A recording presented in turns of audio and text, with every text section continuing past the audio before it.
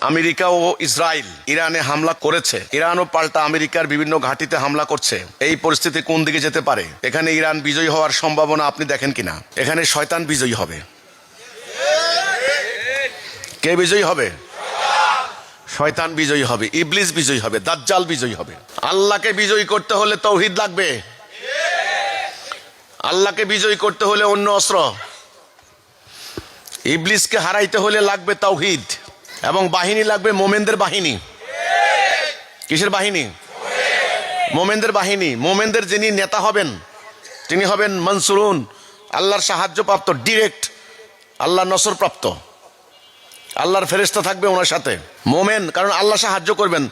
আল্লাহ থেকে আশা করি America Israel কেউ বড় হয়ে যায় নাই, সৌদি আরবে বড় হয় নাই। আর ইরান বেচারারা দেখবেন শেষ পর্যন্ত চেষ্টা করতে পারে। আমি বেচারা বলছি এই জন্য, হ্যাঁ, ইরানকে আপনি কি করবেন? পুরা সৌদি আরবের অর্থ অস্ত্র, সৌদি আরবের পুরা সুন্নি বেল্ট ইরানের বিরুদ্ধে। ইরান কি করবে এখন? কি করবে? চেষ্টা করবে তারা, শেষ পর্যন্ত দেখবেন যে কি হয় আল্লাহ জানে, আমি জানি না। তবে এই যুদ্ধে কি হবে আমি বলি, এই যুদ্ধে পুরো মধ্যপ্রাচ্য শেষ।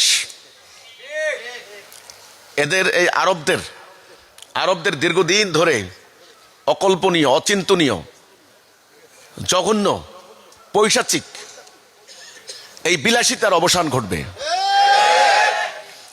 আরো কর্তৃত্ব কায়েম হবে ইসরায়েল আমেরিকার। ওরা এতদিন মাটির নিচে তেল সব নিচে, এবার মাটির উপরে সম্পদ আর রাখবে না। এটা ঘটবে। আরো অরাজকতা হবে, আরো অশান্তি হবে। আর আমাদের মতো এই দেশের লক্ষ লক্ষ শ্রমিকরা ওদের ওখানে গিয়ে বেকার খাটবে, টাকা সব ওরা শোষণ করে নিয়ে যাবে। তো এই যুদ্ধে কে বিজয়ী হবে? এই যুদ্ধে শয়তান বিজয়ী হবে, ইবলিস বিজয়ী হবে। মানবতা বিনাশ হবে, শহর নগর বন্দর ধ্বংস হবে, লক্ষ লক্ষ মানুষ উদ্বাস্ত হবে, বোমার আঘাতে গুলির আঘাতে শেষ হয়ে যাবে। এই সামনে আগামী দিন এই ধ্বংসযজ্ঞ মানব জাতি দেখবে। তৃতীয় বিশ্বযুদ্ধের সূচনা মনে করেন না শুরু হয়ে গেছে। এখন এইসব যুদ্ধে বিজয় লাভ করার জন্য দরকার হচ্ছে কি? তাওহীদ। কি দরকার?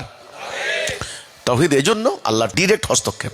বাহিনী লাগবে মোমেন বাহিনী, আর মোমেনদের যিনি নেতা হবেন তিনি হবেন আল্লাহর সাহায্য প্রাপ্ত, আল্লাহর নসর প্রাপ্ত। ওনার সাথে আল্লাহর ফেরেশতা থাকবে, 5000 ফেরেশতা।